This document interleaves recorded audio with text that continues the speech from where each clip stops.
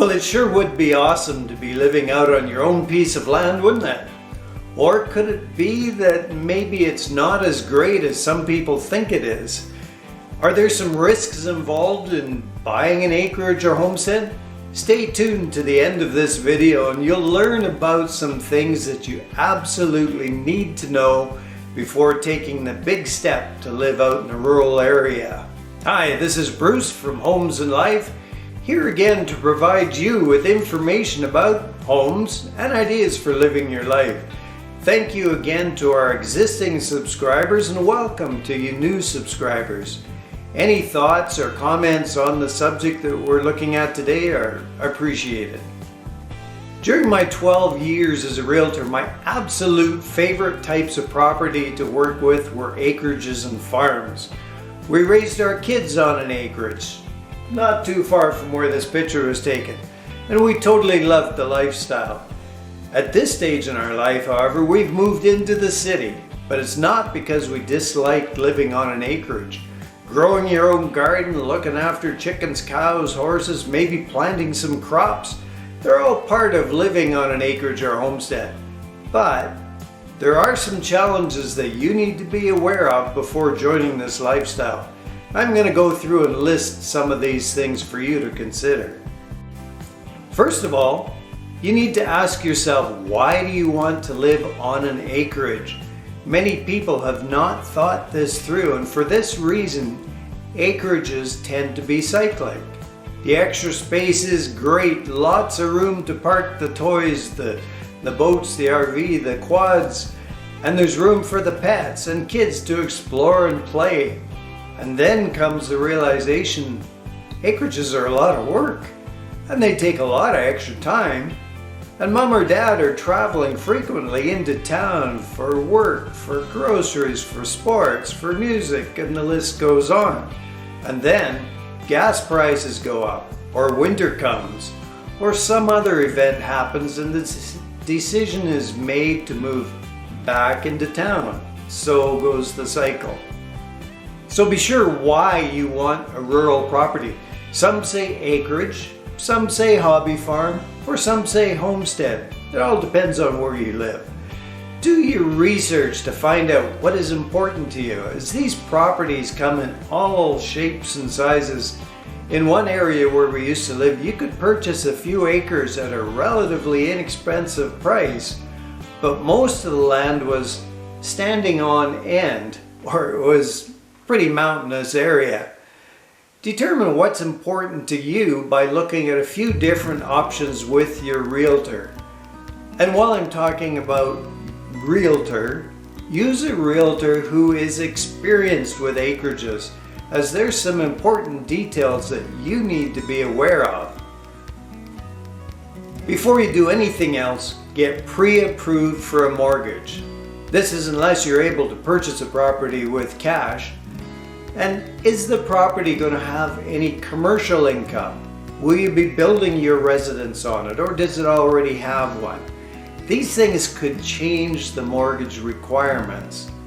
When you know your price range, then look at some properties in that range and determine what is important to you. Often buying a property is a little bit of give and take, which is most important.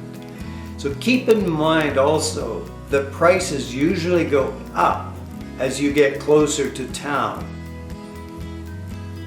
While you're determining what kind of a property will work best for you, you will see that acreages can start as small as just a half an acre. That's usually in some kind of development, or they can be quite a bit larger and they could be out into a remote area. But here's some other very important things to consider. Zoning. The smaller acreages could be considered basically a large lot. They might even include some services like water and sewerage. And these properties may fit into a category that's called country residential. And the taxes are fairly high for these properties. And there's quite a number of controls on the property. What you can build, where it can be built, what kind of animals you can have on the property and how many animals, how many chickens, how many goats. It's all quite regulated on these smaller acreages. But if you have an idea for commercial enterprise on an acreage or farm, the zoning again will play a large part in what you're allowed to do with your property. Will your plan increase the local traffic? Will there be more dust? Will there be more wear and tear on the roads? These are some of the considerations that need to be looked into before you can get approval for your enterprise. Now, if you find land that is zoned agricultural, that's usually more flexible in its usage. There should be way less restrictions on what you can do with the property or animals that are allowed on the property. But that kind of property is most often a little bit farther away from town. Remember also that larger parcels of land may have easements for pipelines or cables. These will be registered against them on title. What they do is they allow access for those who need to maintain and service those pipelines or cables. In our part of the world, there are many oil and natural gas pipelines underground, and this can affect where you do any building or developing. So get your realtor to work with you and help you to locate those easements. Water. When buying a property with an existing well, you need to get as much information as you can on that well. Is it an old well? Is it a newer well? What kind of casing does it have? Is it a deep well or is it a shallow well? What are other wells in the area like? I always recommend when buying a property with an existing well that you put a condition in the offer to purchase that states the well will have a current well test, and that test will be for quantity and quality with the results to the buyer's satisfaction. That way, if something comes up with the well that you don't like, you're out of there. You want to make sure that there's enough water supply for all your needs and your future needs, and that the quality of the water is good and won't make you ill. Wells shouldn't be in an area that have a possibility of being contaminated. So being in a low spot near a barnyard or near a septic field may not be the best spots for a well. Also, on the property that you're looking at, are there any old wells that need to be sealed or remediated? This again can be an added expense. And then there's the septic. If the acreage is in a development that has a common sewer system, then you have no worries. If not, there'll usually be a septic system. Septic systems usually have a tank where everything from the house drains into that tank, where the sewage decomposes, separates, and then the liquids go out into underground drainage lines where they percolate into the gravel and then into the ground. The tank itself should be pumped out every few years, and how often depends on the size of the house and how many people are living in the home. This is all part of maintenance on an acreage. When you buy this acreage, a septic inspection is a good idea. And some parts of the countries will have fairly tight controls on what is acceptable or not. Due to increasing regulations, a new septic system can be very costly. In our part of the world, I've heard of prices ranging from $20,000 to $50,000. The porosity, or how well your soil drains, can make a difference in the type of septic system required. Flood zones. If there is a body of water nearby, more research needs to be done. Rivers and creeks and lakes, they can all be great features, but there's always that possibility of flooding.